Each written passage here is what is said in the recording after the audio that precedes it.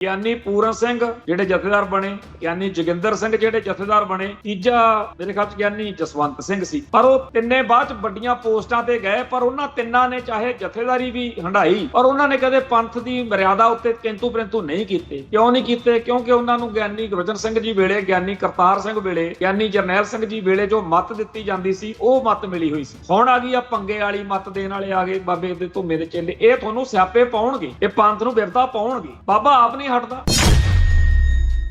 ਉਲਟਾ ਇੱਕ ਤਾਂ ਆਰਐਸਐਸ ਦੇ ਬੰਦਿਆਂ ਨੂੰ, ਬੀਜੇਪੀ ਦੇ ਬੰਦਿਆਂ ਨੂੰ ਸੱਦਦੇ ਆ, ਉੱਪਰੋਂ ਐਡਵੋਕੇਸੀ ਕਰਦੇ ਆ ਵੀ ਏਡੀ ਕਿਹੜੀ ਗੱਲ ਹੋ ਗਈ। ਪੁਰਾਣੇ ਜਿਹੜੇ ਅੱਜ ਇੱਕ ਉਹਨਾਂ ਦਾ ਬੁਲਾਰਾ ਬੋਲਣ ਰਿਹਾ ਸੀ ਵੀ ਜਦੋਂ ਜਨਸੰਘ ਤੇ ਬਾਦਲ ਦਲ ਦਾ ਸਾਂਝ ਹੁੰਦੀ ਸੀ ਬਾਬੇ ਕਰਤਾਰ ਸਿੰਘ ਵੇਲੇ, ਉਦੋਂ ਟਕਸਾਲ ਦੇ ਬਾਬੇ ਜਰਨੈਲ ਬਾਬੇ ਕਰਤਾਰ ਸਿੰਘ ਨੇ ਜੀ ਉਹਨਾਂ ਦੀ ਹਮਾਇਤ ਕੀਤੀ ਸੀ। ਫਿਰ ਜੀ ਇੱਥੇ ਉਹ ਬਾਬਾ ਕਰਤਾਰ ਸਿੰਘ ਦੇ ਵੇਲੇ ਉਹਨਾਂ ਦੇ ਚੜ੍ਹਾਈ ਕਰ ਜਾਣ ਤੋਂ ਬਾਅਦ ਇੱਥੇ ਬਾਦਲ ਆਇਆ ਸੀ, ਉਦੋਂ ਜਨਸੰਘ ਨਾਲ ਸੀ ਉਹਨਾਂ ਦੇ ਸਰਕਾਰ 'ਚ। ਭਾਈ ਅਮਰੀਕ ਸਿੰਘ ਨੇ ਬੋਲਣ ਲਈ ਟਾਈਮ ਦਿੱਤਾ ਸੀ ਕਹਿੰਦੇ, ਤੇ ਹੁਣ ਕਹਿੰਦੇ ਵੀ ਕਿਵੇਂ ਹੋ ਗਿਆ ਵੀ ਇਹ ਮਾੜੇ ਹੋ ਗਏ ਜਨਸੰਘ ਵਾਲੇ ਜਾਂ ਬੀਜੇਪੀ ਵਾਲੇ। ਗੁਰੂ ਕੇ ਲੰਗਰ 'ਚ ਵੀ ਜਿਸ ਸਿੱਖ ਨਾਲ ਸਾਡੀ ਬਣਦੀ ਨਾ ਹੋਵੇ, ਉਹ ਪ੍ਰਸ਼ਾਦਾ ਵਰਤਾ ਰਿਹਾ ਹੋਵੇ, ਉਹ ਤੋਂ ਲੈਣ ਮੌਕੇ ਆਪਾਂ ਕੀ ਕਰਦੇ ਆ? ਕਹਿੰਦੇ ਵੀ ਨਹੀਂ ਲੈਣਾ, ਤੇਰੇ ਨਾਲ ਮੇਰੀ ਬਣਦੀ ਨਹੀਂ। ਉਹ ਗੁਰੂ ਕੇ ਸਾਡੀ ਕੋਈ ਮਰਿਆਦਾ ਆ ਧਰਮ ਦੀ, ਕੌਮ ਦੀ। ਸੋ ਇਹ ਕਹਿਣਾ ਕਿ ਜੀ ਫਲਾਨਾ ਮੁਖੀ ਵੀ ਤਾਂ ਮਿਲਦਾ ਰਿਹਾ, ਫਲਾਨਿਆਂ ਵੇਲੇ ਵੀ ਤਾਂ ਆਉਂਦਾ ਰਿਹਾ, ਕੱਲ ਨੂੰ ਕਹਿ ਦਿਓ ਵੀ KPS ਗਿੱਲ ਵੀ ਠੀਕ ਹੀ ਆਇਆ ਸੀ, ਖੁਸ਼ਵੰਤ ਸਿੰਘ ਵੀ ਠੀਕ ਹੀ ਆਇਆ ਸੀ। ਕਿ ਉਹ ਟਕਸਾਲ ਦੇ ਮੁਖੀ ਦੀ ਆਲੋਚਨਾ ਨੂੰ ਟਕਸਾਲ ਦੀ ਆਲੋਚਨਾ ਬਣਾ ਕੇ ਪੇਸ਼ ਕਰ ਰਹੇ। ਮਹਿਤਾ ਚੌਂਕ ਵਿੱਚ ਆਰਐਸਐਸ ਦੇ ਬੰਦੇ ਦੇ ਆਉਣ ਦਾ ਫੈਸਲਾ ਟਕਸਾਲ ਦਾ ਨਹੀਂ ਹੈ, ਇਹ ਟਕਸਾਲ ਦੇ ਮੁਖੀ ਬਾਬੇ ਹਰਨਾਮ ਸਿੰਘ ਦਾ ਹੈ। ਬਾਕੀਆਂ ਨੂੰ ਜੇ ਪਤਾ ਹੁੰਦਾ, ਜਿੰਨੀ ਉੱਥੇ ਸੰਗਤ ਆਈ ਆ, ਪਤਾ ਬਾਬੇ ਨੂੰ ਵੀ ਆ, ਉਹਨਾਂ ਸਾਰਿਆਂ ਨੂੰ ਬੇਵਕੂਫ ਬਣਾਇਆ ਗਿਆ। ਜੇ ਉਹਨਾਂ ਨੂੰ ਪਤਾ ਹੁੰਦਾ ਉਹ ਕਾਹਨੂੰ ਉੱਥੇ ਆਉਂਦੇ? ਜੇ ਸੱਚੇ ਹੋ, ਜੇ ਤੁਹਾਡੀ ਗੱਲ 'ਚ ਕੋਈ ਵਾਲ ਫਰੇਬ, ਕੋਈ ਝੂਠ ਤੂਫਾਨ ਨਹੀਂ ਹੈਗਾ, ਜੇ ਇਹ ਕੰਮ ਬਹੁਤ ਵਧੀਆ ਵਾ ਵੀ ਸਿੱਖੀ ਦੇ ਦੁਸ਼ਮਣਾਂ ਨਾਲ ਸਾਂਝ ਪਾਉਣੀ, ਆਰਐਸਐਸ ਦੇ ਬੰਦਿਆਂ ਨੂੰ ਇੱਥੇ ਲਿਆਉਣਾ, ਅਗੇ ਜੀ ਉਹ ਕਿਵੇਂ ਆਰਐਸਐਸ ਵਾਲੇ ਆ? ਬਾਬਾ ਜੀ ਕਿਉਂ ਐਵੇਂ ਆਪਾਂ ਲੋਕਾਂ ਨੂੰ ਬੇਵਕੂਫ ਸਮਝਦੇ ਆ? ਅਗੇ ਜੀ ਉਹ ਤਾਂ ਬੀਜੇਪੀ ਦਾ ਬੰਦਾ, ਬੀਜੇਪੀ ਵਾਲੇ ਕਾਹਨੂੰ ਕੋਈ ਹੋਰ ਚੀਜ਼ ਆ? ਸਭ ਨੂੰ ਪਤਾ ਇਹ ਭਗਵਾਂ ਬ੍ਰਿਗੇਡ ਆ। ਇਸ ਬਦਲਦੀ ਦੁਨੀਆ ਵਿੱਚ ਤੁਸੀਂ ਪਿੱਛੇ ਨਾ ਰਹਿ ਜਾਓ। ਹਰ ਘਟਨਾ ਜੋ ਤੁਹਾਡੀ ਜ਼ਿੰਦਗੀ ਤੇ ਅਸਰ ਪਾ ਰਹੀ ਹੈ, ਅਸੀਂ ਉਸ ਬਾਰੇ ਦਵਾਂਗੇ ਤੁਹਾਨੂੰ ਸਟੀਕ ਤੇ ਸਹੀ ਜਾਣਕਾਰੀ। ਤੁਹਾਡਾ ਆਪਣਾ ਹੱਕ ਸੱਚ ਦੀ ਆਵਾਜ਼ TV84।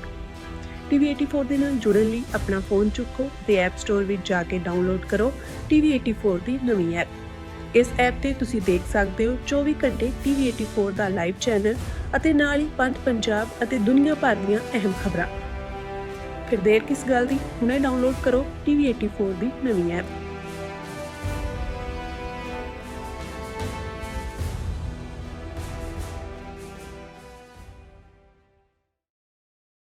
TV84 ਉੱਤੇ ਪ੍ਰੋਗਰਾਮ ਖਬਰ ਦੀ ਖਬਰ ਦੇਖ ਰਹੇ ਸਾਰੇ ਦਰਸ਼ਕਾਂ ਨੂੰ ਮੈਂ ਸਰਬਜੀਤ ਸਿੰਘ ਘੁਮਾਣ ਫਤਿਹ ਅਰਜ਼ ਕਰਦਾ ਜੀ।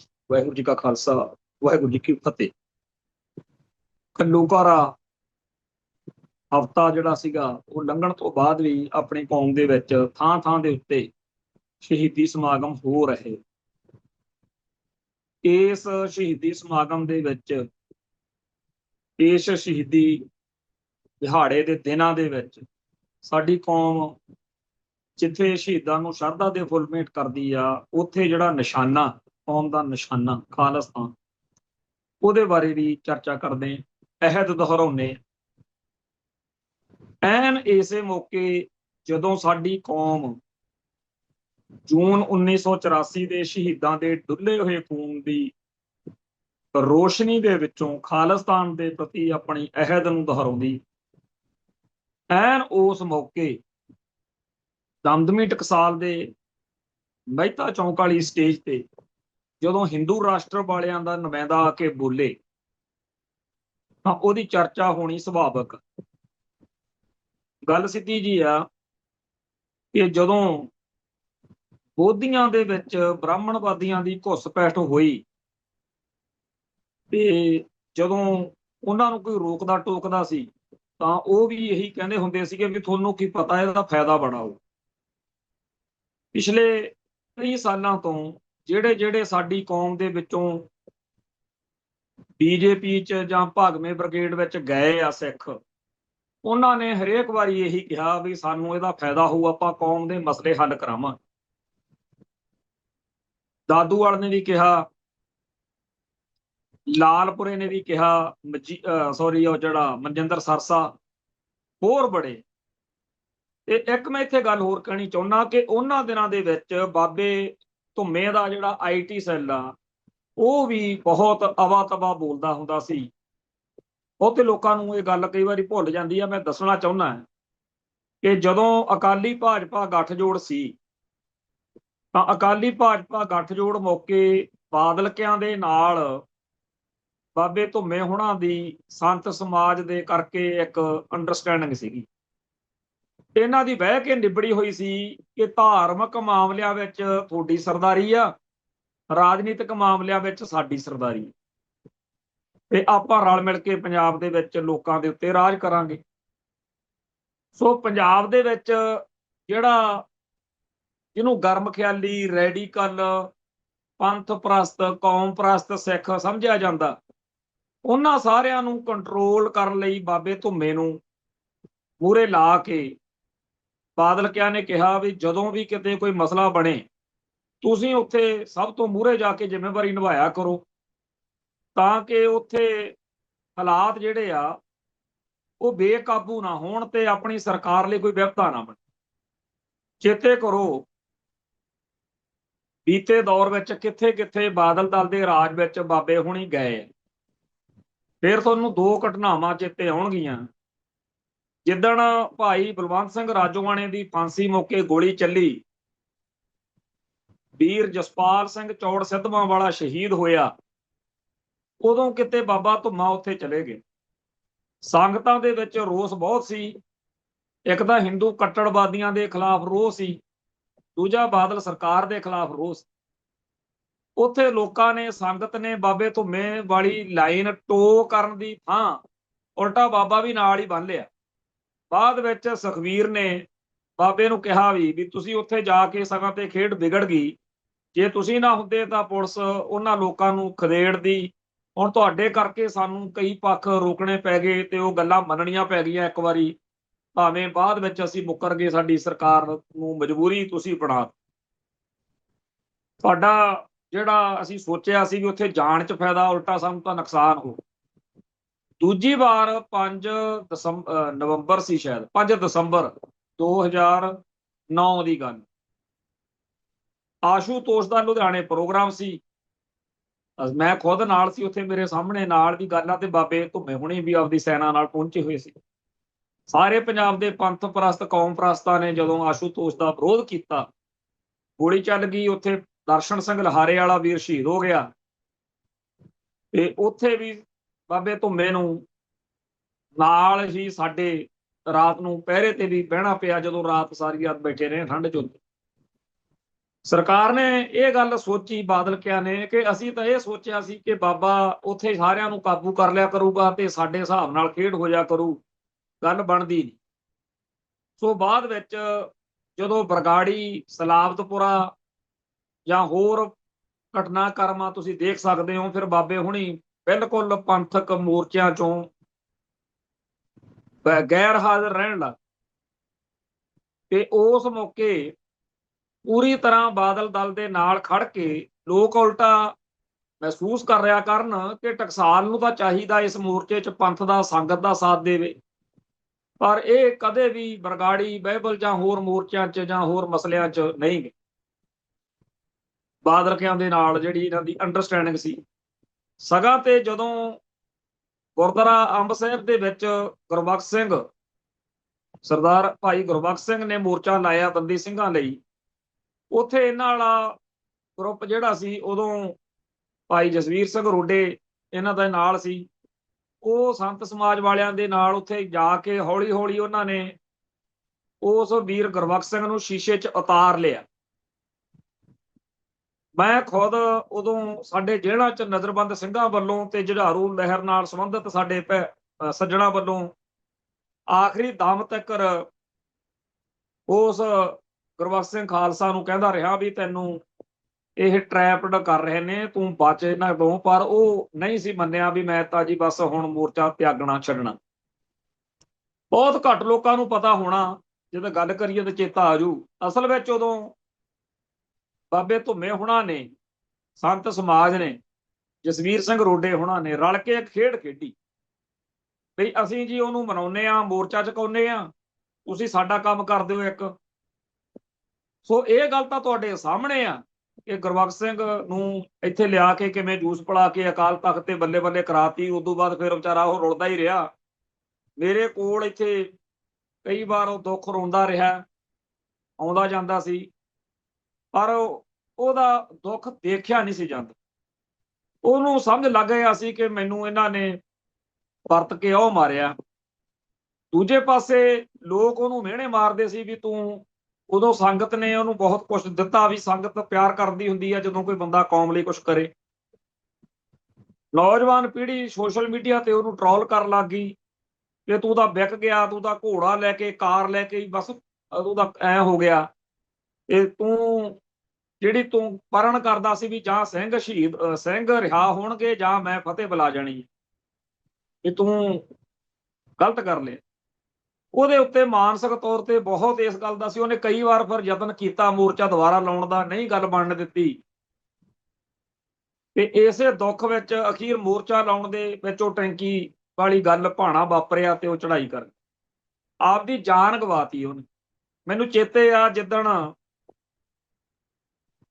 ਵੀਰ ਗੁਰਮੀਤ ਸਿੰਘ ਇੰਜੀਨੀਅਰ, ਜਿਹੜਾ ਬਿਆੰਤੇ ਬੁੱਚੜ ਨੂੰ ਸੋਧਾ ਲਾਉਣ ਵਾਲੇ ਕੇਸ ਵਿੱਚ ਜੇਲ੍ਹ ਵਿੱਚ ਸੀ, ਉਦੋਂ ਉਹਦੀ ਭੈਣ ਆ ਵਰਿੰਦਰ ਕੌਰ, ਉਹਦਾ ਆਨੰਦ ਕਾਰਜ ਸੀ ਪਟਿਆਲੇ। ਤੇ ਅਸੀਂ ਉੱਥੇ ਪਟਿਆਲੇ ਇਕੱਠੇ ਸੀ ਸਾਰੇ, ਪੈਲਸ ਕੀਤਾ ਸੀ ਛੋਟਾ ਜਿਹਾ। ਇੱਕ ਪਾਸੇ ਗੁਰਬਖਸ਼ ਸਿੰਘ ਬੈਠਾ ਸੀ, ਨਾਲ ਹਰਪਾਲ ਸਿੰਘ ਚੀਮਾ, ਇੱਕ ਦੋ ਸੱਜਣਾ ਸਮੇਤ। ਮੈਂ ਉਹਦੇ ਨਾਲ ਗੱਲਬਾਤ ਕਰ ਰਿਹਾ ਸੀਗਾ ਕਿ ਕੁਝ ਨੌਜਵਾਨ ਆ ਕੇ ਉਹਦੇ ਨਾਲ ਬਦਸਲੂਕੀ ਤੇ ਉਤਰ ਆਏ ਤੇ ਬਹੁਤ ਜ਼ਿਆਦਾ ਅਵਾ ਤਵਾ ਬੋਲ ਰਹੇ ਸੀਗੇ ਕਿ ਤੂੰ ਵਿਕ ਗਿਆ, ਤੂੰ ਏਦਾਂ ਤੇ ਉਦਾਂ। ਮੈਂ ਉਹਨਾਂ ਨਾਲ ਬਹਿਸਬਾਜ਼ੀ ਵੀ ਕੀਤੀ ਵੀ ਯਾਰ ਠੀਕ ਆ, ਜਿੰਨਾ ਇਹ ਤੋਂ ਸਰਿਆ ਬਣਿਆ। ਮੈਂ ਬਾਅਦ ਵਿੱਚ ਉਹਨੂੰ ਜਦੋਂ ਗੱਡੀ 'ਚ ਬਿਠਾ ਕੇ ਮੈਂ ਉਹਨੂੰ ਕੱਢਿਆ ਬਾਹਰ, ਅਸੀਂ ਉਹਨੂੰ ਇਹ ਗੱਲ ਮੈਂ ਕਹਿੰਦਾ ਸੀਗਾ, ਮੈਂ ਕਿਹਾ ਦੇਖ ਲਾ, ਤੈਨੂੰ ਉਦੋਂ ਮੇਰੀ ਗੱਲ ਬੁਰੀ ਲੱਗਦੀ ਸੀਗੀ, ਅੱਜ ਸਾਰਾ ਇਹ ਨੌਜਵਾਨ ਤਬਕਾ ਜਿਹੜਾ ਤੇਰੇ ਸਟਿੱਕਰ ਚੱਕ ਕੇ, ਪੋਸਟਰ ਲਾ ਕੇ ਸਾਰੇ ਪੰਜਾਬ 'ਚ ਦਿਨ ਰਾਤ ਇੱਕ ਤੇਰੇ ਹੱਕ ਵਿੱਚ ਡਟੇ ਸੀ, ਅੱਜ ਤੈਨੂੰ ਮਾੜਾ ਬੋਲਦੇ ਆ, ਤੂੰ ਬਾਦਲਕਿਆਂ ਦੇ ਟਰੈਪ 'ਚ ਫਸ ਗਿਆ। ਉਹ ਕਹਿੰਦਾ ਸੀ ਮੈਂ ਸੰਤਾਂ ਬਾਬਿਆਂ ਨੂੰ, ਮਹਾਂਪੁਰਸ਼ਾਂ ਨੂੰ, ਜਥੇਦਾਰਾਂ ਨੂੰ, ਅਕਾਲ ਤਖਤ ਗਿਆਨੀ ਗੁਰਬਚਨ ਸਿੰਘ ਵਰਗਿਆਂ ਨੂੰ ਦੇਖ ਕੇ ਮੈਂ ਭੁਲੇਖਾ ਖਾ ਗਿਆ, ਆਖਰ ਜਾਨ ਦੇਣੀ ਪੈ ਗਈ। ਹੁਣ ਆ ਗਈ ਦੂਜੇ ਪੱਖ ਦੀ ਗੱਲ ਕਿ ਇਹਦੀ ਕੀਮਤ, ਗੁਰਬਖਸ਼ ਸਿੰਘ ਵਾਲੇ ਮੋਰਚੇ ਨੂੰ ਖਤਮ ਕਰਨ ਦੀ ਕੀਮਤ ਬਾਬਿਆਂ ਨੇ ਕੀ ਲਈ ਸੀ ਭਲਾ? ਇਹਨਾਂ ਨੇ ਇਹ ਗੱਲ ਮੰਨੀ ਕਿ ਸਾਡੀ ਜੀ ਤੁਸੀਂ ਨਾਨਕਸ਼ਾਹੀ ਕੈਲੰਡਰ ਦਾ ਬੇੜਾ ਗਰਕ ਕਰਨ ਦਾ ਪ੍ਰੋਜੈਕਟ ਸੀ ਜਿਹੜਾ, ਜਿਹਨੂੰ ਵੀ ਮੇਰੀ ਗੱਲ ਤੇ ਇੱਕ ਨਵੇਂ ਪੈਸੇ ਦਾ ਵੀ ਸ਼ੱਕ ਆ, ਉਹ ਕਿਰਪਾ ਕਰਕੇ ਤਰੀਕਾਂ ਦੇਖੇ। ਜਦੋਂ ਅਖਬਾਰ ਤੇ ਖਬਰ ਛਪੀ ਸੀ ਬਕਾਇਦਾ, ਜਦੋਂ ਉੱਥੇ ਮੋਰਚਾ ਲੱਗਿਆ ਹੋਇਆ ਸੀ, ਜਦੋਂ ਮੋਰਚੇ ਦੀ ਸਮਾਪਤੀ ਵਾਲੇ ਦਿਨ ਆਏ, ਉਦੋਂ ਦੋ ਖਬਰਾਂ ਆਈਆਂ। ਇੱਕ ਆਈ ਕਿ ਸੰਤ ਸਮਾਜ ਵੱਲੋਂ, ਜਸਵੀਰ ਸਿੰਘ ਰੋਡੇ ਹੋਣਾ ਵੱਲੋਂ ਨਾਨਕਸ਼ਾਹੀ ਕੈਲੰਡਰ ਵਿੱਚ ਸੋਧਾਂ ਦਾ ਦਿੱਤਾ ਗਿਆ ਜੀ ਅਕਾਲ ਤਖਤ ਨੂੰ। ਇਹਨਾਂ ਨੇ ਕਿਹਾ ਵੀ ਅਸੀਂ ਕਮੇਟੀ ਬਣਾਵਾਂਗੇ ਸੋਧਾਂ ਲਈ, ਤੇ ਉਧਰ ਨਾਲ ਦੀ ਨਾਲ ਉਹ ਕੰਮ ਚੱਲ ਰਿਹਾ ਸੀ। ਕਹਿਣ ਤੋਂ ਭਾਵ ਇਹ ਕਿ ਬਾਬਿਆਂ ਨੇ, ਸੰਤ ਸਮਾਜ ਨੇ, ਦਮਦਮੀ ਟਕਸਾਲ ਨੇ ਹਰ ਇੱਕ ਮੁੱਦੇ ਨੂੰ, ਹਰ ਇੱਕ ਮੌਕੇ ਨੂੰ ਵਰਤਿਆ। ਜਿੱਥੇ ਜਿੱਥੇ ਇਹਨਾਂ ਦਾ ਦਾਅ ਲੱਗਿਆ, ਇਹਨਾਂ ਨੇ ਆਪਦਾ ਕੰਮ ਕਢਾਉਣ ਲਈ ਕੀਤਾ। ਤੋਂ ਜਦੋਂ ਇਹ ਗੱਲਾਂ ਚੱਲਦੀਆਂ ਰਹੀਆਂ ਕਿ ਧਾਰਮਿਕ ਖੇਤਰ 'ਚ ਸਾਡੀ ਸੁਣਵਾਈ ਹੋਊਗੀ, ਕਿਉਂਕਿ ਦਰਬਾਰ ਸਾਹਿਬ ਦੇ ਵਿੱਚ ਸ਼੍ਰੋਮਣੀ ਕਮੇਟੀ ਦੇ ਵਿੱਚ ਜਿਹੜੇ ਅਹੁਦੇ ਦਿੰਦੇ ਆ, ਜਿਵੇਂ ਐਗਜੈਕਟਿਵ ਦੇ ਵਿੱਚ ਮਾਫ ਕਰਨਾ, ਜਿਹੜੇ ਉਹ 15 ਨਾਮਜ਼ਦਗੀਆਂ ਹੁੰਦੀਆਂ, ਜਦੋਂ ਵੋਟਾਂ ਹੁੰਦੀਆਂ ਨੇ ਨਾ, ਇੱਕ ਤਾਂ ਉਦੋਂ ਸੀਟਾਂ ਦੀ ਵੰਡ ਕਰਤੀ ਵੀ ਸੰਤ ਸਮਾਜ ਨੂੰ ਇੰਨੇ % ਸੀਟਾਂ ਦੇਣੀਆਂ ਨੇ ਤੇ ਬਾਕੀ ਉੱਤੇ ਬਾਦਲ ਦਲ ਉਮੀਦਵਾਰ ਖੜੇ ਕਰੂ। ਤੇ ਦੂਜਾ ਪੱਖ ਇਹ ਸੀਗਾ ਕਿ ਜਿਹੜੀਆਂ ਜਦੋਂ ਆਪਾਂ ਜਿੱਤ ਜਾਂਦੇ ਆ, 15 ਨਾਮਜ਼ਦਗੀਆਂ ਹੁੰਦੀਆਂ ਨੇ, ਉਹਦੇ 'ਚ 5 ਨਾਮਜ਼ਦਗੀਆਂ ਸੰਤ ਸਮਾਜ ਦੇ ਹਿੱਸੇ ਆਈਆਂ ਸੀ। ਉਹਨਾਂ ਵਿੱਚੋਂ ਬਾਬੇ ਧੁੰਮੇ ਹੋਣਾ ਵੱਲੋਂ ਫਿਰ ਬੰਦੇ ਜਿਹੜੇ ਸੀ ਉਹ ਐਡਜਸਟ ਕਰਾਏ ਗਏ। ਉਸ ਤੋਂ ਇਲਾਵਾ ਸ਼੍ਰੋਮਣੀ ਕਮੇਟੀ ਵਿੱਚ ਜਿਹੜੇ ਰਾਗੀ, ਕਥਾਕਾਰ, ਕੀਰਤਨੀਏ, ਉਹ ਬਹੁਤ ਵੱਡੀ ਗਿਣਤੀ ਵਿੱਚ ਇੱਥੇ ਦਮਦਮੀ ਟਕਸਾਲ ਚੋਂ ਆ। ਇਸ ਸਾਰੀ ਗੱਲ ਦੇ ਉੱਤੇ ਸਾਡੀ ਕੌਮ ਨੂੰ ਕਿੰਨੀ ਕੁ ਟੈਨਸ਼ਨ ਜਾਂ ਚਿੰਤਾ ਵਾ ਕਿ ਗੁਰਦੁਆਰਾ ਸੁਧਾਰ ਲਹਿਰ, ਜਿਹਨੇ ਮੌਜੂਦਾ ਸਿੱਖ ਰਹਿਤ ਮਰਿਆਦਾ ਅਕਾਲ ਤਖਤ ਸਾਹਿਬ ਦੇ ਜਥੇਦਾਰ ਦੀ ਪਦਵੀ ਅਕਾਲ ਤਖਤ ਸਾਹਿਬ ਦੇ ਨਾਲ ਸ਼੍ਰੋਮਣੀ ਕਮੇਟੀ ਜਾਂ ਅਕਾਲੀ ਦਲ ਦੇ ਗਠਨ ਵਾਲੀ ਭੂਮਿਕਾ ਨਿਭਾਈ ਹੈ। ਦਮਦਮੀ ਟਕਸਾਲ ਅਤੇ ਇਹਦੀ ਸੋਚ ਵਾਲੇ ਜਿਹੜੇ ਉਸ ਮੌਕੇ ਹੋਰ ਸੰਪਰਦਾਵਾਂ ਸੀ ਆਪਣੀ ਕੌਮ ਦੇ ਵਿੱਚ, ਉਹ ਇਸ ਸਾਰੇ ਖੇਡ ਮੌਕੇ ਨਾਲ ਨਹੀਂ ਸੀ। ਸਿੰਘ ਸਭਾ ਲਹਿਰ ਜਾਂ ਗੁਰਦੁਆਰਾ ਸੁਧਾਰ ਲਹਿਰ ਮੌਕੇ ਜਿਸ ਸੰਸਥਾ ਨੂੰ ਅੱਜ ਅਸੀਂ ਦਮਦਮੀ ਟਕਸਾਲ ਕਹਿ ਕੇ ਸਤਿਕਾਰਦੇ ਹਾਂ, ਇਹਦਾ ਕਿਸੇ ਨੂੰ ਪੜ੍ਹ ਕੇ ਇਤਿਹਾਸ ਵਿੱਚੋਂ ਰੋਲ ਦੇਖਿਓ ਵੀ ਕੀ ਸੀ। ਪਰ 60-70 ਸਾਲਾਂ ਬਾਅਦ ਇਹੋ ਜਿਹਾ ਭਾਣਾ ਕੀ ਵਾਪਰ ਗਿਆ ਕਿ ਸਿੱਖ ਸੰਸਥਾ ਸ਼੍ਰੋਮਣੀ ਕਮੇਟੀ ਦੇ ਵਿੱਚ ਪੂਰੀ ਤਰ੍ਹਾਂ ਉਸ ਸੰਸਥਾ ਦਾ ਬੋਲਬਾਲਾ ਦਮਦਮੀ ਟਕਸਾਲ ਦਾ, ਉਹਨਾਂ ਦੇ ਪੰਥ ਨਾਲ ਬਹੁਤ ਸਾਰੇ ਮਸਲਿਆਂ ਤੇ ਫਰਕ ਨੇ। ਅੱਜ ਅਕਾਲ ਤਖਤ ਸਾਹਿਬ ਦੇ ਸ਼੍ਰੋਮਣੀ ਕਮੇਟੀ ਦੇ ਅੰਦਰ ਤਖਤਾਂ ਦੇ ਜਾਂ ਹੋਰ ਥਾਵਾਂ ਦੇ ਉੱਤੇ ਸਭ ਤੋਂ ਵੱਧ ਇਸ ਸੰਸਥਾ ਨਾਲ ਸੰਬੰਧਿਤ ਬੰਦੇ ਉਹ ਅਕਾਲ ਤਖਤ ਸਾਹਿਬ ਵਾਲੀ ਜਿਹੜੀ ਪੰਥ ਦੀ ਪ੍ਰਵਾਨਿਤ ਰਹਿਤ ਮਰਿਆਦਾ ਉਹਨੂੰ ਮੰਨਦੇ ਨੇ, ਉਹਨੂੰ ਖਰੜਾ ਵੀ ਕਹਿੰਦੇ ਆ। ਜਿੱਦਣ ਇਹ ਸਾਰੇ ਜਾਣੇ ਤਿੰਨੇ ਤਖਤਾਂ ਦੇ ਜਥੇਦਾਰ, ਸਾਰੇ ਤਖਤਾਂ ਦੇ ਜਿਹੜੇ ਹੈਡ ਗ੍ਰੰਥੀ ਨੇ, ਦਰਬਾਰ ਸਾਹਿਬ ਦੇ ਗ੍ਰੰਥੀ, ਹੈਡ ਗ੍ਰੰਥੀ, ਇਹ ਸਾਰੇ ਜਾਣੇ ਟਕਸਾਲ ਵਾਲੇ ਹੋ ਜਾਣਗੇ, ਜਦੋਂ ਇੱਥੋਂ ਕੋਈ ਫੈਸਲਾ ਕਰ ਦਿੱਤਾ ਜਾਊਗਾ ਜਿਹੜਾ ਸਿੱਖ ਰਹਿਤ ਮਰਿਆਦਾ ਦੀ ਭਾਵਨਾ ਦੇ ਉਲਟ ਹੋਊਗਾ, ਕੋਈ ਕੀ ਕਰ ਲੂਗਾ? ਸਾਰੇ ਬੰਦੇ ਉਹਨਾਂ ਦੇ ਹੋਣਗੇ। ਹੈਗੀ ਕੋਈ ਆਪਣੇ ਕੋਲੇ ਰਾਹ ਰੱਖਿਆ ਆਪਾਂ? ਜਿਹੜੀ ਇਹ ਗੁਰਦੁਆਰਾ ਸੁਧਾਰ ਲਹਿਰ ਦੀ ਬੁਨਿਆਦ ਆ ਉਹ ਸਿੰਘ ਸਭਾ ਲਹਿਰ ਚ ਪਈ ਆ, ਸੁਧਾਰਵਾਦੀ ਲਹਿਰ ਚ ਪਈ ਆ। ਮਹੰਤ ਸ਼ਾਹੀ ਦੇ ਖਿਲਾਫ, ਬ੍ਰਾਹਮਣਵਾਦ ਦੇ ਖਿਲਾਫ ਤੇ ਉਸੇ ਤਰ੍ਹਾਂ ਦੀਆਂ ਗੱਲਾਂ ਕਰਨ ਵਾਲੀ ਸੰਤ ਸਮਾਜ ਦੀ ਜਿਹੜੀ ਲੌਬੀ ਆ, ਉਹਨੂੰ ਆਪਾਂ ਸ਼੍ਰੋਮਣੀ ਕਮੇਟੀ 'ਚ ਪੂਰਾ ਅਧਿਕਾਰ ਦਿੱਤਾ ਹੋਇਆ। ਜੇ ਇਸ ਗੱਲ ਨੂੰ ਕੋਈ ਬੋਲੀਏ ਫਿਰ ਕਹਿੰਦੇ ਆ ਜੀ ਇਹ ਤਾਂ ਬਹੁਤ ਗਲਤ ਕਰਦੇ ਆ ਜੀ, ਬਹੁਤ ਮਾੜਾ ਕਰਦੇ। ਪਰ ਬਾਬਾ ਜਰਨੈਲ ਸਿੰਘ ਦੀ ਕਮਾਈ ਜਾਂ ਬਾਬਾ ਕਰਤਾਰ ਸਿੰਘ ਵੇਲੇ ਵੀ ਉਹ ਪੰਥ ਨਾਲ ਖੜਦੇ ਸੀ, ਇਸ ਕਰਕੇ ਜਿਹੜਾ ਉਹਨਾਂ ਦਾ ਕਿਸੇ ਗੱਲੋਂ ਫਰਕ ਸੀ ਉਹ ਪੰਥ ਨੂੰ ਦੁੱਖ ਨਹੀਂ ਸੀ ਦਿੰਦੇ। ਹੁਣ ਬਾਅਦ ਵਿੱਚ ਬਾਬੇ ਧੁੰਮੇ ਹੋਣਾ ਵੇਲੇ ਕੰਮ ਹੀ ਹੋਰ ਆ ਗਿਆ। ਮੈਂ ਗਰੰਟੀ ਦਿੰਦਾ, ਜੇ ਬਾਬਾ ਕਰਤਾਰ ਸਿੰਘ ਤੇ ਬਾਬਾ ਜਰਨੈਲ ਸਿੰਘ ਵਾਲਾ ਵਕਤ ਹੁੰਦਾ, ਉਹਨਾਂ ਨੇ ਨਾਨਕਸ਼ਾਹੀ ਕੈਲੰਡਰ ਮੌਕੇ ਆਹ ਕੁਛ ਨਹੀਂ ਸੀ ਕਰਨਾ ਜਿਹੜਾ ਹੁਣ ਇਹਨਾਂ ਨੇ ਕੀਤਾ। ਨਾ ਉਹਨਾਂ ਨੇ ਆਹ ਮਰਿਆਦਾ ਵਾਲੇ ਮਸਲੇ ਤੇ ਤੀਜੇ ਦਿਨ ਸੱਪ ਕੱਢ ਕੇ ਬਹਿ ਜਾਂਦੇ ਆ ਜਿਵੇਂ ਕਈ ਟਕਸਾਲੀ, ਉਹ ਇਹਨਾਂ ਨੇ ਕੰਮ ਕਰਨੇ ਸੀ। ਯਾਦ ਕਰੋ 1983 ਦੇ ਵਿੱਚ ਇੱਕ ਵਾਰੀ ਗੱਲ ਉੱਠੀ ਕਿ ਕੁਝ ਸਿੰਘ ਕਹਿਣ ਲੱਗੇ ਕਿ ਬਾਬੇ ਜਰਨੈਲ ਸਿੰਘ ਨੂੰ ਅਕਾਲ ਤਖਤ ਸਾਹਿਬ ਦਾ ਜਥੇਦਾਰ ਲਾਉਣਾ ਚਾਹੀਦਾ। ਇਸ ਗੱਲ ਦੇ ਉੱਤੇ ਕਈ ਅਕਾਲੀ ਲੀਡਰਾਂ ਨੇ ਕਿਹਾ ਬਈ ਮਾਹੌਲ ਤਾਂ ਬਣਿਆ ਹੋਇਆ, ਪਰ ਬਾਬਾ ਜਰਨੈਲ ਸਿੰਘ ਹੋਰ ਨਾ ਕਿਤੇ ਟਕਸਾਲ ਵਾਲੀ ਮਰਿਆਦਾ ਇੱਥੇ ਲਾਗੂ ਕਰਨ ਬਹਿ ਜਾਵੇ। ਬਾਬਾ ਜੀ ਨੇ ਇਸ ਗੱਲ ਦਾ ਬੜਾ ਸਲੀਕੇ ਨਾਲ ਜਵਾਬ ਦਿੱਤਾ ਸੀ ਕਿ ਤੁਸੀਂ, ਪਹਿਲੀ ਗੱਲ ਤਾਂ ਤੁਸੀਂ ਲਾਉਣਾ ਨਹੀਂ ਚਾਹੁੰਦੇ ਤੇ ਮੈਂ ਲੱਗਣਾ ਵੀ ਨਹੀਂ ਚਾਹੁੰਦਾ ਜਥੇਦਾਰ, ਪਰ ਆਹ ਦੋਸ਼ ਨਾ ਭੁੱਲ ਕੇ ਵੀ ਕਦੇ ਲਾਇਓ ਕਿ ਮੈਂ ਮਰਿਆਦਾ ਦੇ ਮਸਲੇ ਉੱਤੇ, ਇਹ ਪੰਥ ਦੀ ਮਰਿਆਦਾ। ਇੱਥੇ ਇੱਕ ਟਕਸਾਲ ਦੇ ਸਿੰਘ ਦੀ ਲਿਖੀ ਹੋਈ ਕਿਤਾਬ ਪਈ ਆ, ਕਿਰਪਾਲ ਸਿੰਘ ਦੀ। ਉਹਨੇ ਕਿਹਾ ਕਿ ਬਾਬਾ ਗੁਰਜਰ ਸਿੰਘ ਦੇ ਵੇਲੇ 3 ਸਾਡੇ ਟਕਸਾਲੀ ਸਿੰਘ ਸ਼੍ਰੋਮਣੀ ਕਮੇਟੀ ਦੀ ਮੁਲਾਜ਼ਮਤ ਲਈ ਚੁਣੇ ਗਏ। ਉਹ ਉੱਥੇ ਜਾ ਕੇ ਬਾਬੇ ਗੁਰਜਰ ਸਿੰਘ ਨੂੰ ਕਹਿੰਦੇ ਜੀ ਅਸੀਂ ਤਾਂ ਤੁਹਾਡੇ ਕੋਲੋਂ ਨਿਤਨੇਮ, ਬਾਣੀ, ਅਧਿਐਨ, ਕਥਾ ਵਾਰਤਾ ਜੋ ਸਾਡਾ ਧਰਮ ਦਾ ਹੈਗਾ ਉਹ ਸਾਰਾ ਸੁਣਿਆ, ਸਮਝਿਆ, ਸਿਖਲਾਈ ਲਈ ਹੈ। ਹੁਣ ਜੇ ਅਸੀਂ ਸ਼੍ਰੋਮਣੀ ਕਮੇਟੀ 'ਚ ਗਏ ਤਾਂ ਉੱਥੇ ਮਰਿਆਦਾ ਹੋਰ ਆ, ਤੁਸੀਂ ਸਾਨੂੰ ਮਰਿਆਦਾ ਹੋਰ ਦੱਸੀ ਆ। ਤੇ ਇਸ ਤੋਂ ਅੱਗੇ ਗੱਲ ਇਹ ਕਿ ਉਹ ਕਹਿੰਦੇ ਆ ਵੀ ਸਿਰ ਤੇ ਪੱਗ ਗੋਲ ਨਹੀਂ ਚਾਹੀਦੀ, ਸਿੱਧੀ ਚਾਹੀਦੀ ਆ, ਜਿਵੇਂ ਆਹ ਬੰਨ੍ਹਦੇ ਆ ਆਪਾਂ ਸਾਰੇ, ਤੇ ਥੱਲੇ ਇਕੱਲੇ ਕਸ਼ਹਿਰੇ ਨਾਲ ਨਹੀਂ ਕੰਮ ਚੱਲਣਾ, ਪਜਾਮਾ, ਕੁੜਤਾ ਪਜਾਮਾ ਪੂਰਾ ਪਾਉਣਾ ਪਊਗਾ। ਬਾਬਾ ਗੁਰਜਰ ਸਿੰਘ ਹੱਸੇ ਤੇ ਕਹਿੰਦੇ ਵੀ ਤੁਸੀਂ ਇਹ ਕਿਹੜੇ ਚੱਕਰਾਂ 'ਚ ਪੈ ਗਏ?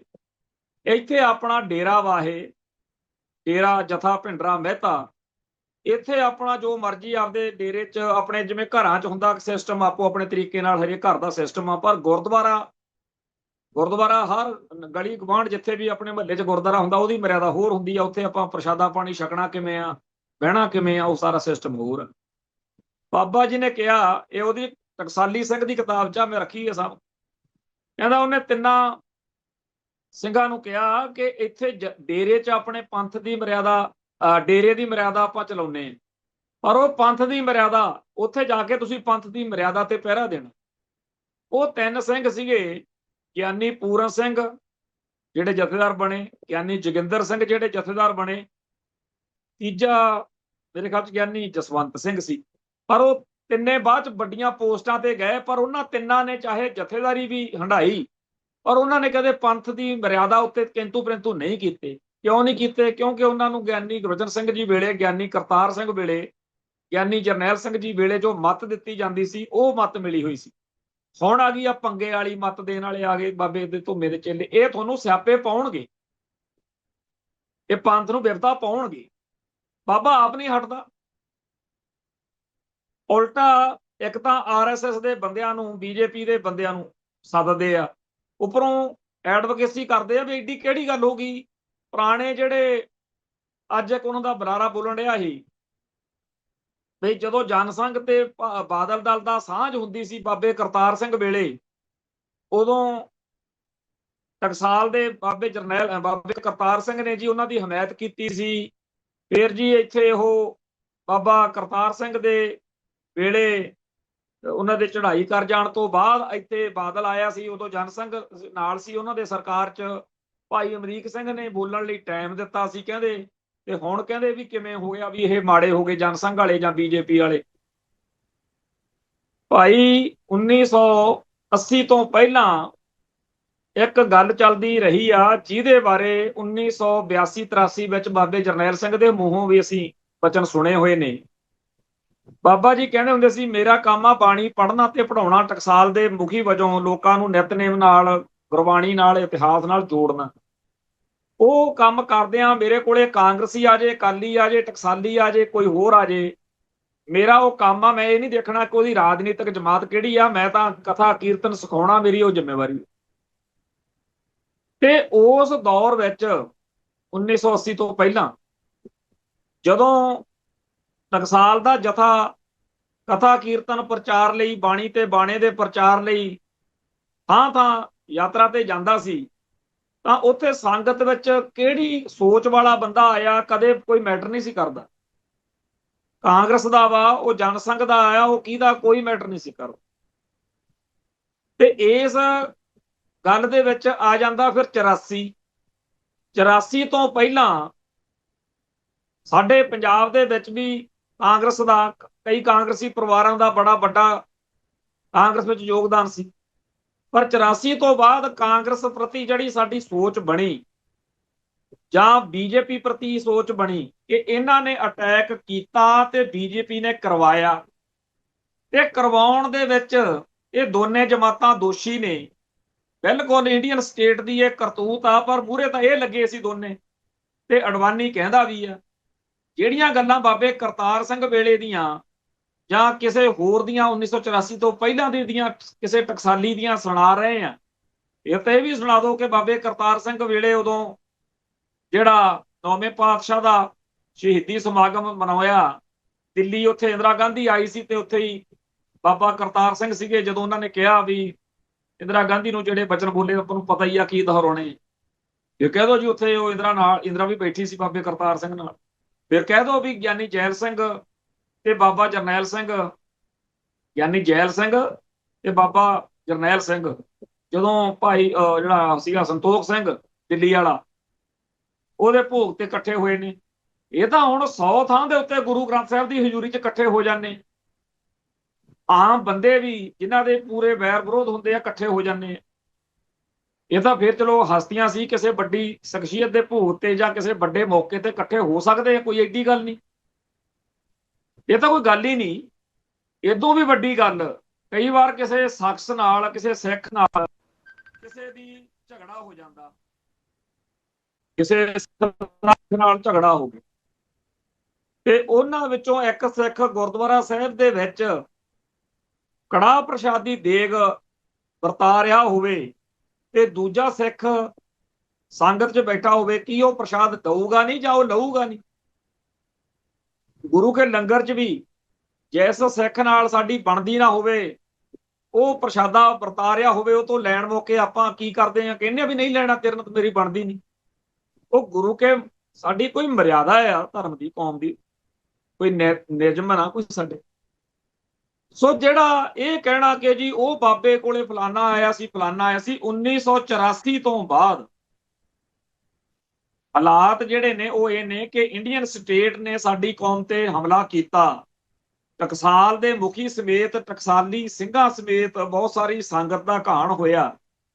ਇਸ ਤੋਂ ਬਾਅਦ ਵਿੱਚ ਸਿੱਖ ਜਗਤ ਨੇ ਮਹਿਤਾ ਚੌਂਕ ਦੇ ਮੁਖੀ ਦੇ ਮੂੰਹ ਚੋਂ ਨਿਕਲੇ ਬੋਲਾਂ ਦੇ ਆਧਾਰ ਤੇ ਖਾਲਿਸਤਾਨ ਦਾ ਸੰਘਰਸ਼ ਅੱਗੇ ਲੜਿਆ ਵਧਿਆ ਤੇ ਬਾਬੇ ਠਾਕਰ ਸਿੰਘ ਵੇਲੇ ਤੱਕ ਖਾਲਿਸਤਾਨੀ ਏਜੰਡੇ ਨੂੰ, ਖਾਲਿਸਤਾਨੀ ਸ਼ਹੀਦਾਂ ਦੇ ਪਰਿਵਾਰਾਂ ਨੂੰ ਜਿੰਨਾ ਕੁ ਹੋ ਸਕਿਆ ਉਹਨਾਂ ਨੇ ਸਤਿਕਾਰ ਦਿੱਤਾ। ਅੱਗੇ ਚੱਲ ਕੇ ਕੌਮ ਨੇ ਲੜਾਈ ਲੜੀ। ਕਦੇ ਇਹ ਹੋਇਆ ਵੀ ਬੀਤੇ ਦੌਰ ਵਿੱਚ ਕੋਈ ਕਾਂਗਰਸੀ ਜਿਹੜਾ 84 ਤੋਂ ਪਹਿਲਾਂ ਹੋ ਸਕਦਾ ਦਰਬਾਰ ਸਾਹਿਬ ਉੱਥੇ ਮਹਿਤਾ ਚੌਂਕ ਆ ਸਕਦਾ ਹੋਵੇ? ਕਦੇ ਸੁਣਿਆ ਕਿ ਬੀਜੇਪੀ ਵਾਲਾ ਜੇ ਸੁਦਰਸ਼ਨ ਗਿਆ ਬਾਬਾ ਠਾਕਰ ਸਿੰਘ ਵੇਲੇ ਤਾਂ ਉਹਦੇ ਨਾਲ ਚਪੱਤ ਕਰਕੇ ਤੋਰਿਆ ਉਹਨੂੰ? ਸੋ ਇਹ ਕਹਿਣਾ ਕਿ ਜੀ ਫਲਾਨਾ ਮੁਖੀ ਵੀ ਤਾਂ ਮਿਲਦਾ ਰਿਹਾ, ਫਲਾਨਿਆਂ ਵੇਲੇ ਵੀ ਤਾਂ ਆਉਂਦਾ ਰਿਹਾ, ਫਿਰ ਕੱਲ ਨੂੰ ਕਹਿ ਦਿਓ ਵੀ KPS ਗਿੱਲ ਵੀ ਠੀਕ ਹੀ ਆਇਆ ਸੀ, ਖੁਸ਼ਵੰਤ ਸਿੰਘ ਵੀ ਠੀਕ ਹੀ ਆਇਆ ਸੀ, ਇੱਥੇ ਕੁਲਦੀਪ ਨਈਅਰ ਵੀ ਠੀਕ ਆਇਆ ਸੀ। ਇਹ ਨਹੀਂ ਹੈਗੀ ਗੱਲ। ਗੱਲ ਇਹ ਆ ਕਿ ਉਹ ਇੱਕ ਕਿਸੇ ਧਾੜਵੀ ਬਣ ਕੇ ਕਿਸੇ ਦਾ ਆਉਣਾ ਤੇ ਇੱਕ ਕਿਸੇ ਦਾ ਮਿਲਵਰਤਨ ਨਾਲ ਆਉਣਾ, ਕਿਸੇ ਵਿਰੋਧੀ ਖਿਆਲਾਂ ਵਾਲੇ ਦਾ, ਇਹ ਗਲਤ ਹੈ। ਫਰਕ ਆ ਦੋਨਾਂ। ਇਵੇਂ ਹੀ ਕਿਸੇ ਬੀਤੇ ਦੌਰ ਵਿੱਚ ਇਹੋ ਜਿਹੇ ਆਗੂ ਦਾ ਜਾਂ ਕਿਸੇ ਇਹੋ ਜਿਹੀ ਧਿਰ ਦੇ ਨੁਮਾਇੰਦੇ ਦਾ ਆਉਣਾ ਜਿਹਦੇ ਨਾਲ ਸਾਡੇ ਕੌਮ ਦੇ ਤੌਰ ਤੇ 1984 ਤੋਂ ਬਾਅਦ ਹਾਲਾਤ ਬਦਲੇ ਆ, ਉਹ ਕੋਈ ਗੱਲ ਵੱਖਰੀ ਤਰ੍ਹਾਂ ਦੀ।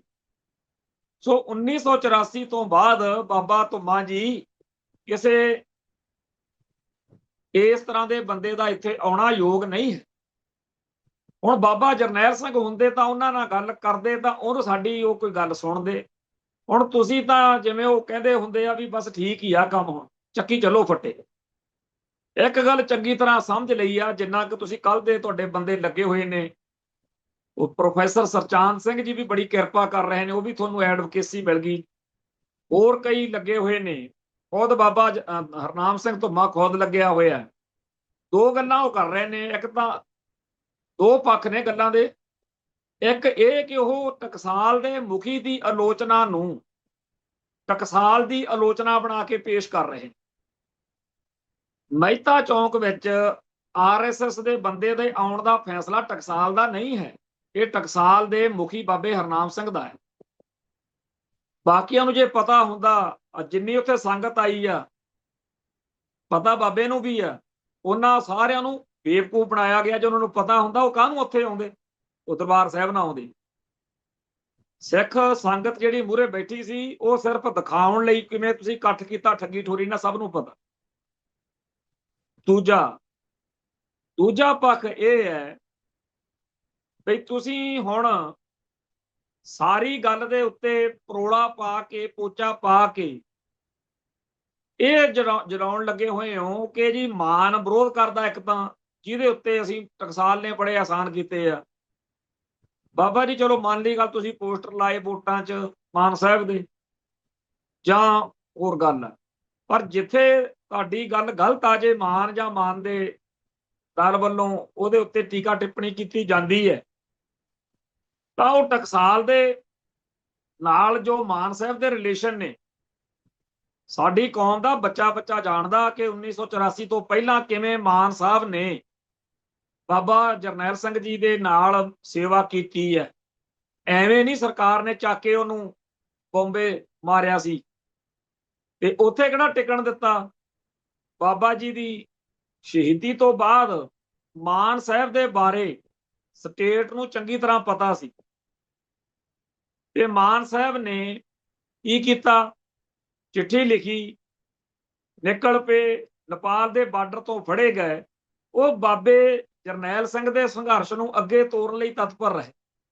ਉਹਨਾਂ ਨਾਲ ਹਜ਼ਾਰਾਂ ਸਾਡੀਆਂ ਅਸਹਿਮਤੀਆਂ ਹੈਗੀਆਂ, ਉਹਨਾਂ ਦੇ ਸੁਭਾਅ ਦਾ, ਉਹਨਾਂ ਦੇ ਵਰਕਿੰਗ ਦਾ ਬੜੀ ਪ੍ਰੋਬਲਮ ਹੈ। ਪਰ ਬਾਬੇ ਜਰਨੈਲ ਸਿੰਘ ਤੋਂ ਬਾਅਦ ਜਿਹੜੇ ਸਿੱਖਾਂ ਦਾ ਬਾਬਾ ਜਰਨੈਲ ਸਿੰਘ ਦੇ ਵਿਸ਼ਵਾਸ ਪਾਤਰ ਬੰਦਿਆਂ ਵਿੱਚ ਜ਼ਿਕਰ ਕੀਤਾ ਜਾ ਸਕਦਾ ਸੀ, ਉਹਨਾਂ ਚੋਂ ਇੱਕ ਬੰਦਾ ਮਾਨ ਸਾਹਿਬ ਵੀ ਸੀ ਤੇ ਉਹਨੇ ਯਾਰੀ ਪੂਰੀ ਨਿਭਾਈ। ਯਾਰੀ ਤਾਂ ਨਿਭਾਉਣ ਵਾਲਾ ਪੱਤਰਕਾਰ ਦਲਵੀਰ ਸਿੰਘ ਵੀ ਹੈ, ਨਿਭਾਈ ਆ ਉਹਨੇ। ਭਾਵੇਂ ਸਾਨੂੰ ਉਹਦੇ ਤੋਂ ਵੀ ਉਵੇਂ ਪ੍ਰੋਬਲਮਸ ਨੇਗੀਆਂ ਜਿਵੇਂ ਮਾਨ ਸਾਹਿਬ ਤੋਂ ਹੁੰਦੀਆਂ। ਇੱਕ ਪਰਿਵਾਰ 'ਚ ਰਹਿੰਦੇ ਹੋਇਆਂ ਚਾਚੇ ਤਾਇਆਂ ਮਾਮਿਆਂ ਨਾਨਿਆਂ ਨਾਲ ਹੁੰਦੀਆਂ ਨੇ ਪ੍ਰੋਬਲਮਸ, ਹੁੰਦੀਆਂ ਨੇ, ਦੋ ਸਕੇ ਭਰਾਵਾਂ 'ਚ ਹੁੰਦੀਆਂ ਨੇ, ਪਿਓ ਪੁੱਤ 'ਚ ਵੀ ਹੁੰਦੀਆਂ ਨੇ, ਡਿਫਰੈਂਸਸ ਆਫ ਓਪੀਨੀਅਨ ਜਿਹਨੂੰ ਕਹਿੰਦੇ। ਐਗਰੀ ਟੂ ਡਿਸਐਗਰੀ, ਇਹ ਚੱਲਦੀ ਹੈ ਗੱਲ ਦੁਨੀਆ। ਗੱਲ ਇਹ ਆ ਕਿ ਮਾਨ ਸਾਹਿਬ ਨੇ ਵੀ ਇਸ ਗੱਲ ਲਈ ਝੱਲਿਆ ਕਿ ਉਹਨਾਂ ਨੇ ਟਕਸਾਲ ਨਾਲ, ਟਕਸਾਲ ਦੇ ਮੁਖੀ ਨਾਲ ਨਿਭ ਕੇ ਦਿਖਾਇਆ। ਫਿਰ ਉਹਨੂੰ ਫੜ ਕੇ ਅੰਦਰ ਦੇਤਾ, ਮਾਹੌਲ ਬਣਿਆ, ਇਲੈਕਸ਼ਨ ਲੜੀ। ਭਾਵੇਂ ਖਾਲਿਸਤਾਨੀ ਲਹਿਰ ਵੱਲੋਂ, ਖਾੜਕੂ ਜੱਦੋ-ਜਹਿਦ ਵਾਲਿਆਂ ਵੱਲੋਂ ਇਲੈਕਸ਼ਨ ਦੇ ਵਿੱਚ ਕੋਈ ਦਿਲਚਸਪੀ, ਉਲਟਾ ਬਾਈਕਾਟ ਸੀ। 1985 'ਚ ਵੀ ਬਾਬਾ ਜਰਨੈਲ ਸਿੰਘ ਦੀ ਧਿਰ ਨੇ ਬਾਈਕਾਟ ਕੀਤਾ ਸੀ, ਫੈਡਰੇਸ਼ਨ ਨੇ ਤੇ ਬਾਬਾ ਜੋਗਿੰਦਰ ਸਿੰਘ ਵਾਲੇ ਸੰਯੁਕਤ ਅਕਾਲੀ ਦਲ। 89 ਦੇ ਵਿੱਚ ਹੋਰ ਗੱਲ ਸੀ, ਖਾੜਕੂ ਇਕੱਲੇ ਬਾਈਕਾਟ ਕਰਨ ਆਏ, ਪਰ ਫੈਡਰੇਸ਼ਨ ਤੇ ਟਕਸਾਲ ਨੇ ਕਿਹਾ ਵੀ ਨਹੀਂ, ਤੇ ਚੋਣ ਲੜਾਈ, ਮਾਨ ਸਾਹਿਬ ਨੂੰ ਬਾਹਰ ਕਢਾ ਲਿਆ।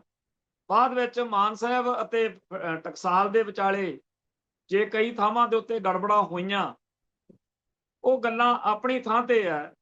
ਪਰ ਅੱਜ ਮਾਨ ਨੂੰ ਮਿਹਣੇ ਮਾਰਨੇ, ਅੱਜ ਤਾਨੇ ਮਾਰਨੇ ਕਿ ਅਸੀਂ ਤੇਰੇ ਲਈ ਉਹ ਕੀਤਾ, ਆਹ ਕੀਤਾ। ਮੈਂ ਭਾਜੀ ਗਜਿੰਦਰ ਸਿੰਘ ਨੂੰ ਮਿਲਿਆ, ਭਾਜੀ ਤਜਿੰਦਰਪਾਲ ਸਿੰਘ ਨੂੰ ਮਿਲਿਆ, ਭਾਜੀ ਸਤਨਾਮ ਸਿੰਘ ਮੇਰੇ ਪਿਤਾ ਸਮਾਨ ਨੇ, ਇੱਥੇ ਅੰਮ੍ਰਿਤਸਰ ਮੇਰੇ ਕੋਲ ਰਹਿੰਦੇ ਹੈ ਜ਼ਿਆਦਾ, ਜਾਂ ਵੀਰ ਸਿੰਘ ਤੇ ਵੀਰ ਕਰਨ ਸਿੰਘ, ਉਹਨਾਂ ਨੂੰ ਮੈਂ ਮਿਲਿਆ ਨਹੀਂ। ਇਹਨਾਂ ਪੰਜਾਂ ਨੇ ਕਦੇ ਇਸ ਗੱਲ ਦਾ ਤਾਨਾ ਮਿਹਣਾ ਨਹੀਂ ਮਾਰਿਆ ਕਿ ਅਸੀਂ ਸੰਤ ਜਰਨੈਲ ਸਿੰਘ ਲਈ, ਟਕਸਾਲ ਦੇ ਮੁਖੀ ਲਈ ਜਹਾਜ਼ ਅਗਵਾ ਕੀਤਾ ਸੀ ਤੇ ਉਮਰ ਕੈਦ ਪਾਕਿਸਤਾਨ 'ਚ ਕੱਟੀ। ਉਹਨਾਂ ਨੂੰ ਇਹ ਲੱਗਦਾ ਕਿ ਅਸੀਂ ਤਾਂ ਜਿੱਡਾ ਵੱਡਾ ਸੀ ਬਾਬੇ ਦਾ ਕੱਦ, ਇਹ ਤਾਂ ਕੁਛ ਵੀ ਨਹੀਂ।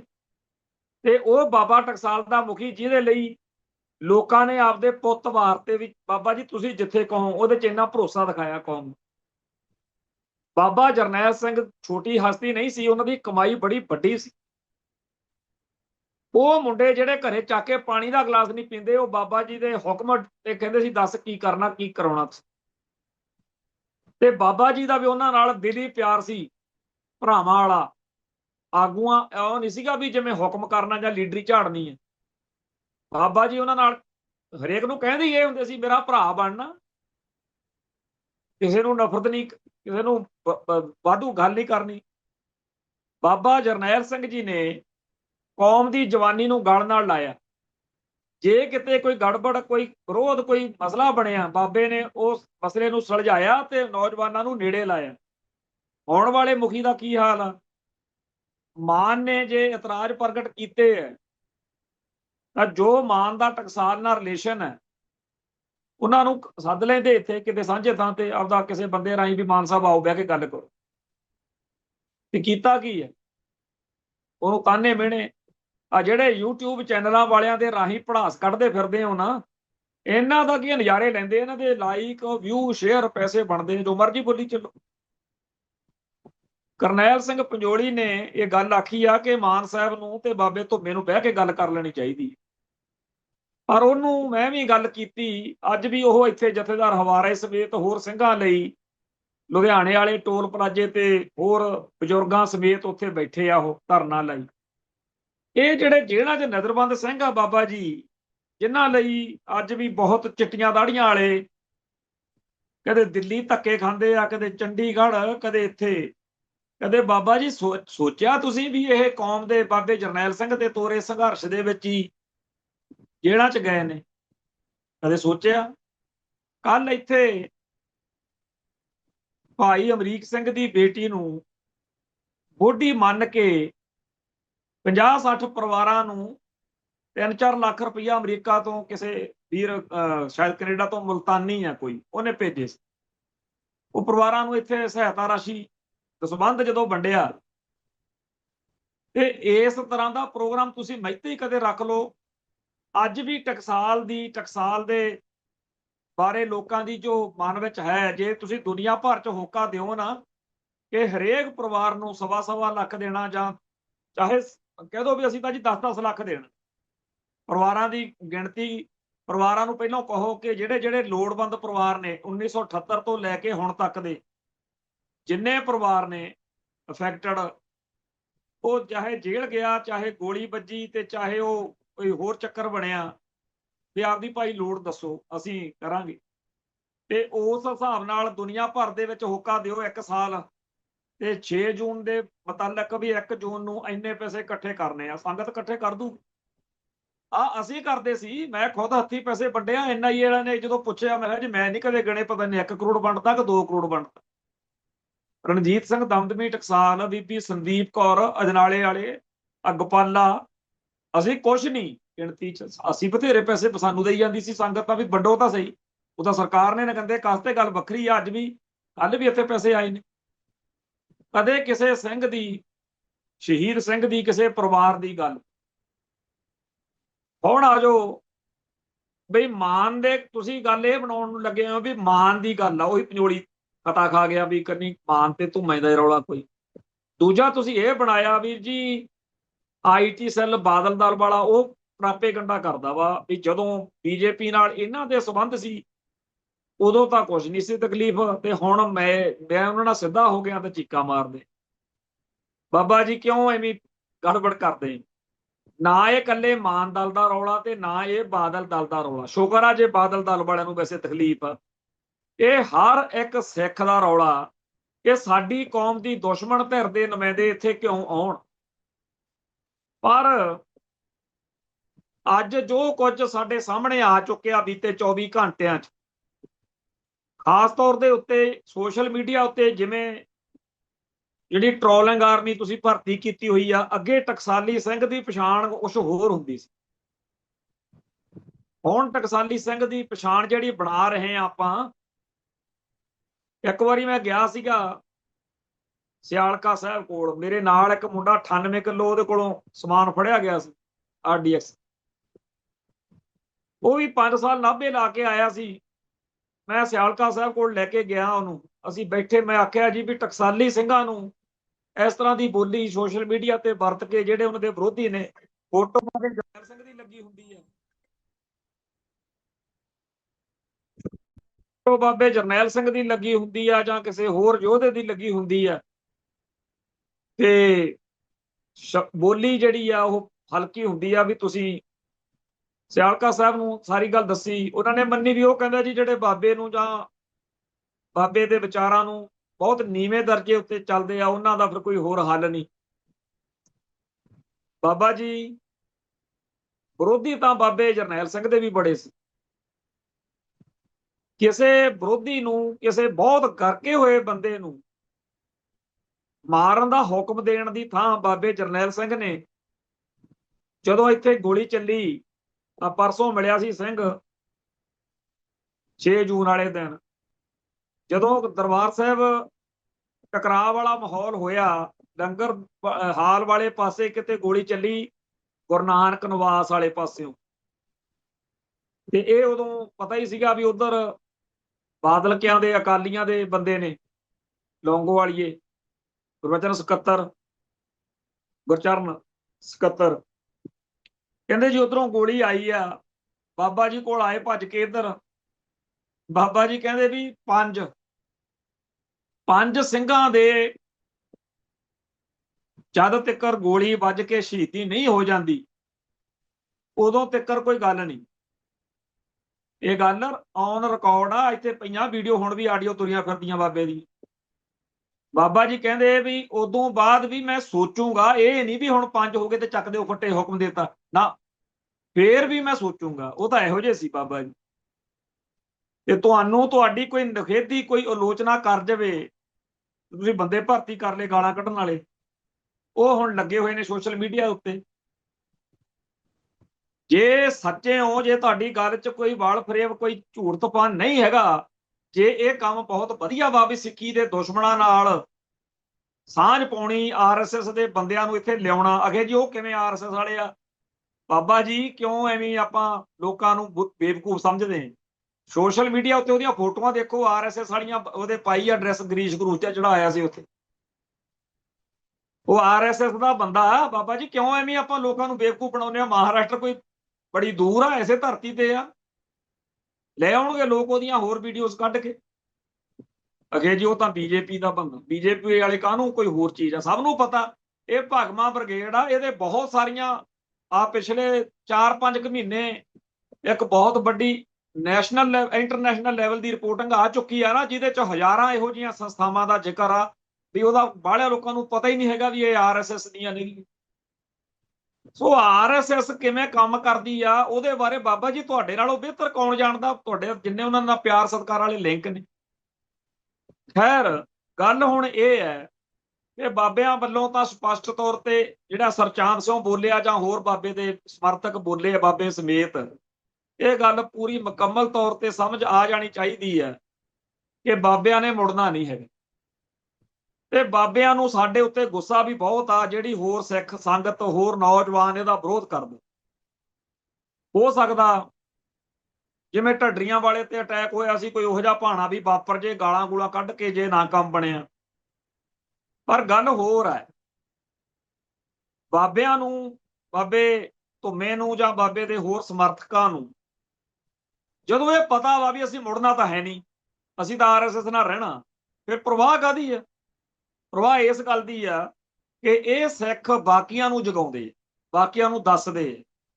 ਪਰ ਬਾਬਾ ਜੀ ਇਹ ਤਾਂ ਇਤਿਹਾਸ ਬਣ ਰਿਹਾ, ਇਸ ਇਤਿਹਾਸ ਨੂੰ ਬਣਨ ਤੋਂ ਜੇ ਰੋਕਣਾ ਤਾਂ ਆਪਦੀ ਗਲਤੀ ਪ੍ਰਵਾਨ ਕਰਕੇ ਕੌਮ ਤੋਂ ਮਾਫੀ ਮੰਗ ਕੇ ਸਹੀ ਪਾਸੇ ਤੁਰ ਪਓ।